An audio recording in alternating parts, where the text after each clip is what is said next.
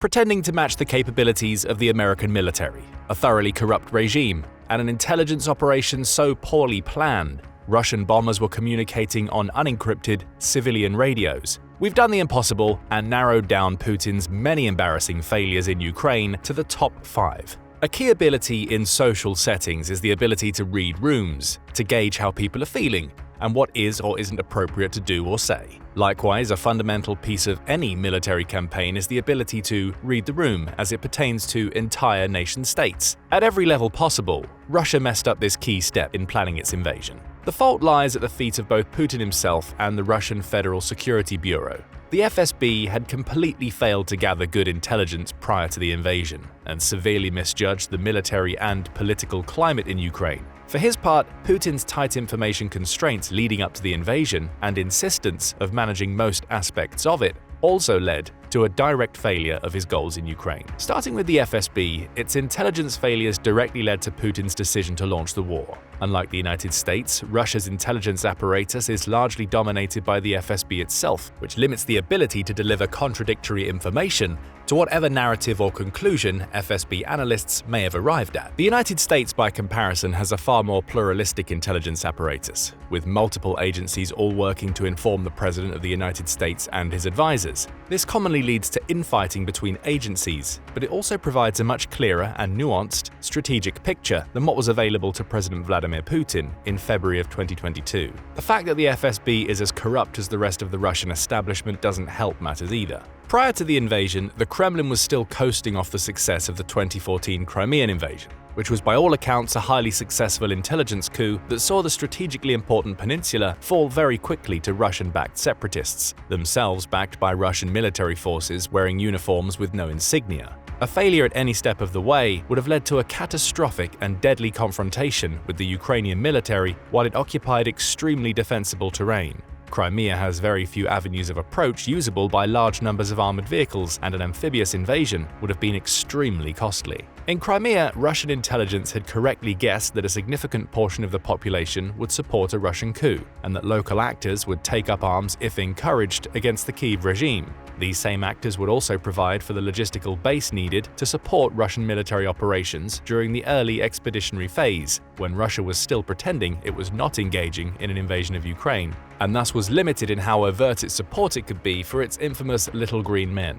The story of the Russian-Ukrainian war is yet to be told in its entirety, and likely won't be for years to come when secrets come to light. However, it's clear that Russian intelligence had assumed that the political environment in Crimea was prevalent across most of Ukraine. Most Ukrainians, they believed, would support a Russian invasion and regime change, and the massive nationwide protests sparked by Ukraine's Russian-backed president snubbing a deal to draw closer to the EU was the result of minority players. Russian troops would be greeted with flowers. Instead, they were greeted with Molotov cocktails. What could have led to such a massive misread of the room, so to speak? Maybe the fact that the FSB largely didn't even bother to do its job prior to the invasion. Details remain scarce, but what is known is that months before the invasion, Putin approved several $1 million worth of funding for the FSB to conduct an intelligence reconnaissance of Ukraine and its military. The goal was to take the temperature across the country, gauge civilian receptivity to a Russian occupation, and how the military might respond.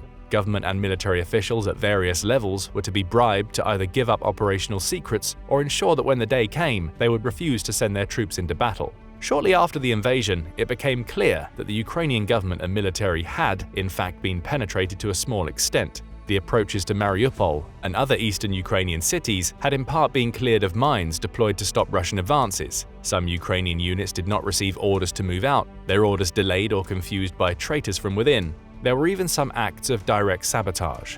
Overwhelmingly, though, Ukraine was fully prepared to meet the invasion head-on. How could this be after an investment of millions of dollars into a massive intelligence operation meant to ensure an invasion would have popular backing and there would be little resistance? Probably because the FSB stole most of the money. As of yet, the reports are unconfirmed, but the evidence is damning. Soon after the invasion quagmired, rumors circled that the bad intelligence was a result of little intelligence work having actually been committed. Allegations that the FSB's Fifth Service, which is dedicated to the security situation in former Soviet territories, had simply stolen most of the money, may have been substantiated by the following purge conducted within the FSB by Putin, with an unknown number of them arrested or fired from their positions. The GRU would also become the lead on further intelligence within Ukraine. The then head of the Fifth Service, Sergei Beseda, was rumored to have been arrested, but later it was revealed that he'd simply been placed under house arrest. Rumors circulated that he'd been sent to Lefortovo prison, where Stalin once committed political purges. But US intelligence pushed back against these rumors, and in 2023 he was seen at a public event, with Kirilo Budanov stating, quote, "Beseda continues to perform his official duties." It can be hard to blame Beseda and his Fifth Service cronies for stealing most of the money allocated to their operations prior to the invasion, because nobody in their right mind could have predicted an invasion was coming. In fact, most senior military officials didn't even know an invasion was being planned all the way up to the week before the actual invasion. Individual soldiers didn't know they were being sent to war until as little as a few hours before they were ordered to move out, with many being told to simply follow the vehicle ahead of you. Many of these initial troops expressed great surprise at suddenly discovering they were crossing the border into Ukraine. Not preparing for invasion is another of Putin's top mistakes in his execution of the war, but for once he might not actually be to blame for making this massive blunder. To understand why Putin may not actually bear the blame, it's important to understand a concept at the very heart of Russian military and government culture, known as vranio. It's the practice of collective lying. A subordinate lies to his commander. The commander knows that he's lying. The subordinate knows that the commander knows that he's lying, and yet both pretend it's true. On and up the entire chain of command, almost certainly to Putin himself. It can be hard to pin down when this unique facet of Russian culture came about, but it has its roots in the authoritarian and corrupt system of the Soviet Union. Soviet bureaucracy suffocated all aspects of Russian life, and by concentrating power, it allowed for a flourishing of corruption. Quotas had to be met, and if they were met on paper, that was just as good as if they were actually being met. This made accurate planning all but impossible, seen in the results of the Soviet Union's terrible performance in Afghanistan and Russia's terrible performance in Georgia and both Chechen wars, but it kept everyone up and down the chain happy and, more importantly, wealthy and in power. The way it works is like this. A Russian junior commander accepts the budget necessary to take troops to the firing range. Instead, he pockets most of that money, and the unit ships out for some ceremonial shooting. The junior commander then reports to his senior commander that his unit is fit for combat. All men are expert marksmen. The senior commander, who pocketed a portion of the training budget, already reports this up the chain to other more senior officers who have already taken their own bites out of the training budgets of multiple units, on to the very top, where President Vladimir Putin receives an official report from his defense minister that all Russian infantry are expert marksmen and score 50 out of 50 bullseyes. Putin, then acting on very bad intelligence from his own military, orders an invasion of Ukraine with his crack and elite military force. Given the incredible readiness and performance of his military and training exercises, he finds there's little need to make a full preparation. In fact, he probably thinks his military is already fully prepared because he's been told fuel, ammo, food, and medicine stockpiles are all full up. What he doesn't know is, thanks to a culture of corruption, the troops that will be spearheading an assault into Ukraine have been stripping the copper wire from their combat vehicles and selling off fuel so they can buy vodka from local Belarusians. This last part is not a joke. There were mass reports of exactly this happening up to the eve of the invasion.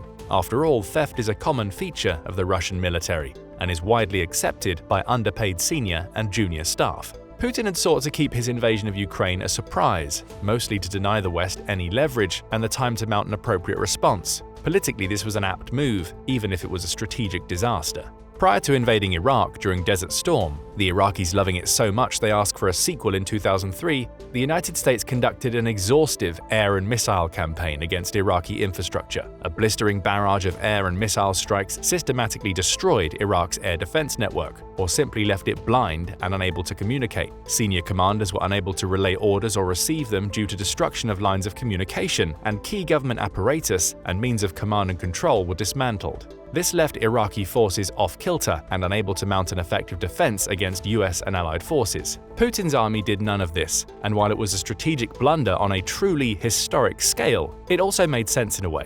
Denying the West time to react would hopefully splinter them in support of Ukraine and prevent an influx of military equipment to the Ukrainian armed forces. It also put the West off balance politically, with Putin able to control the narrative. And he took this gamble because he was under the impression that Ukraine would collapse within days. This was the information that he had received after all. Thus, there were no preparatory strikes, no intelligence and sabotage campaign, just a mad dash to Kyiv. It also explains why his own military had no idea an invasion was coming until it happened, and there are very strong indications that even Putin's most senior people had no idea either. Prior to the invasion, CIA Director William Burns traveled to Moscow to deliver a warning to his counterpart, Nikolai Patrushev. Per Burns, Patrushev appeared genuinely surprised at the allegations that Russia was going to invade Ukraine, and then shaken at the detailed intelligence the CIA had of such a plan that he himself lacked. Similar reports from a meeting with Sergei Lavrov indicate that he too was completely unaware of a serious plan to invade Ukraine.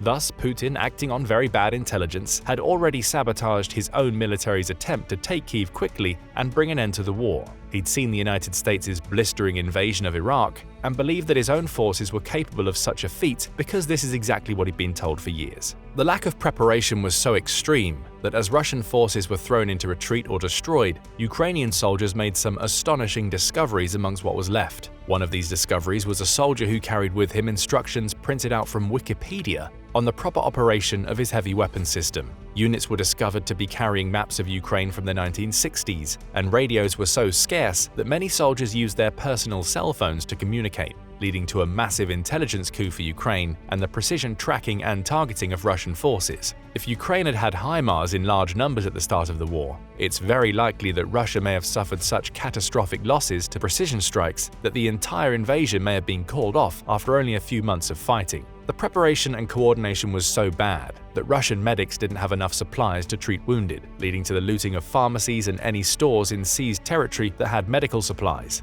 As Russian forces moved into Ukraine, several Russian units marched directly through the red forest that surrounds Chernobyl, so named because of the red color that the trees adopted after exposure to radiation. These men dug trenches and fighting positions into irradiated soil, leading to a large number of them being sent to Belarusian hospitals with radiation poisoning. For Russia's armor, little thought had been given to the routes that it would take into Ukraine. The operation was timed to coincide with frozen ground, allowing vehicles to navigate with ease. However, military planners failed to account for the effect that dozens of heavy military vehicles would have on Ukrainian roads, leading to road deterioration so bad that vehicles were forced to attempt to drive on the shoulder next to the road, inevitably getting stuck in very thick mud. In the span of a few weeks, while the West was arguing about escalation and what equipment to provide to Ukraine, the Russian military had become the largest donor of military aid in terms of abandoned tanks, infantry fighting vehicles, and air defenses to Ukraine, a title it continues to hold to this day. The lack of preparation and intelligence failures extend to Russia's air forces as well.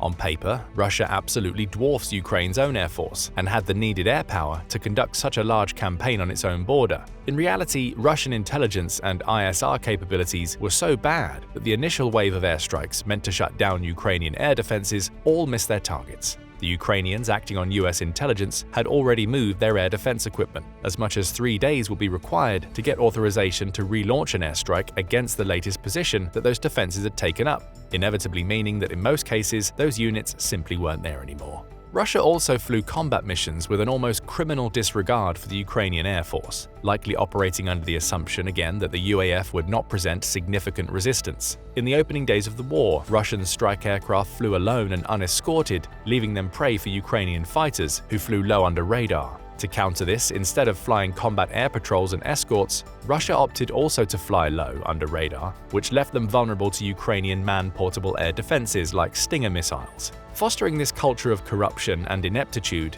is another of Putin's greatest mistakes. But for Putin, the thing that may end up costing him the war is a feature, not a bug of his government. Like any dictator, Putin can only remain in power as long as he continues to hold either loyalty or leverage with his subordinates. One way of ensuring loyalty and leverage is to fill most senior positions in government with individuals who are either too incompetent to pose a threat, fiercely loyal, or who hate each other more than they hate you. This keeps the people most likely to overthrow you, those with their hands on the levers of government and military power, either too incompetent or divided to try it. This was best displayed in the infamous rivalry between the former defense minister Sergei Shoigu and Wagner PMC's former leader, Yevgeny Prigozhin. Wagner was the most important PMC in Ukraine, second in overall importance only to the Russian military itself. Their rivalry was poison to Russia's performance in Ukraine, with both sides constantly undercutting or even outright sabotaging each other. In order to draw out Wagner's casualties and weaken it overall, the Russian military would routinely deny Wagner shells for its artillery.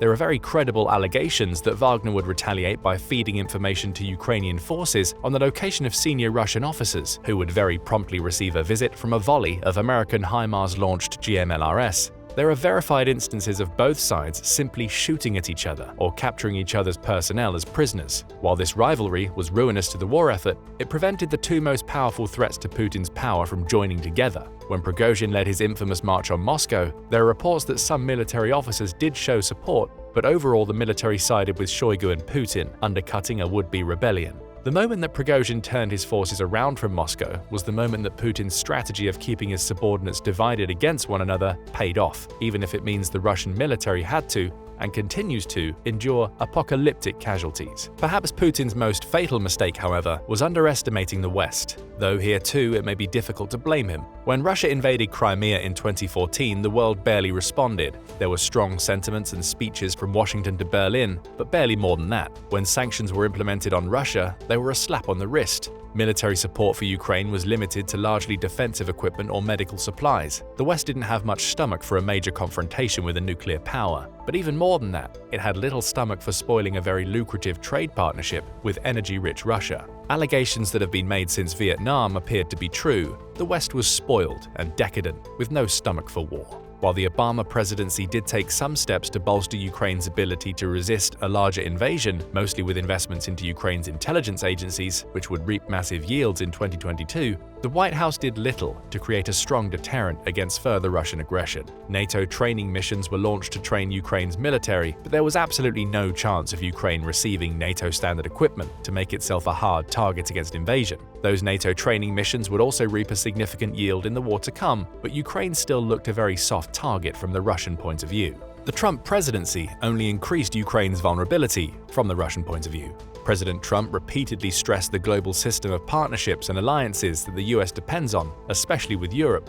The antagonistic attitude from the Trump White House towards European capitals, combined with his very friendly relations with President Putin, all served to fuel assumptions that the West would be incapable of a unified response to a Russian invasion. The Biden administration would quickly work to repair these relationships, but Europe was still wary of the possibility of a single-term Biden, and America turning back once more towards isolationism with a Trump win in 2024. Confidence in America's leadership had been badly shaken, once more serving to fuel Russian assessments that Biden would not be able to hold together a Western coalition against a Russian invasion. Biden's reluctance to provide direct military assistance to Ukraine also fueled the assumption that in case of war, the West would never risk escalation by providing heavy equipment to Ukraine. Europe, for its part, did not do much to deter a Russian invasion either, fully embracing Russian energy. Despite warnings from both the Obama and Trump administration, Europe had made itself so dependent that Putin believed he had the leverage needed to keep Europeans out of Ukraine. Former German Chancellor Angela Merkel's policy of containing Russia by engaging in bilateral trade further convinced Russian analysts that Europe would take little interest, besides some diplomatic protest, in what happened inside former Soviet states that were not a part of NATO.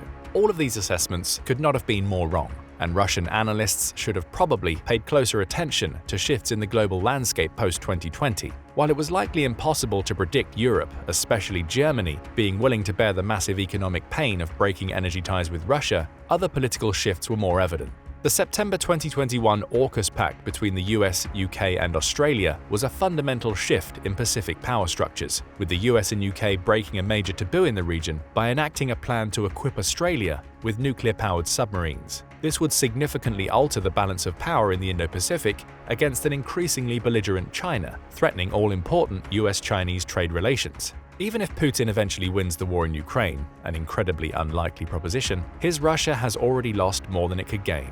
Whether he himself survives the war or accidentally falls out of a window when Russian oligarchs can no longer stomach the economic pain Russia is under, one thing is clear: the world will remember Putin as one of the most disastrous leaders in Russian history. We've covered Putin's top 5 disastrous failures in Ukraine, but do you think it ends here? Where do you think his blunders will take Russia next? And how far could this spiral out of control? Let us know in the comments below, and don't forget to hit the like and subscribe button for more hard-hitting military breakdowns. Now go and check out how Putin miscalculated so badly, 3 big mistakes, or click this other video instead.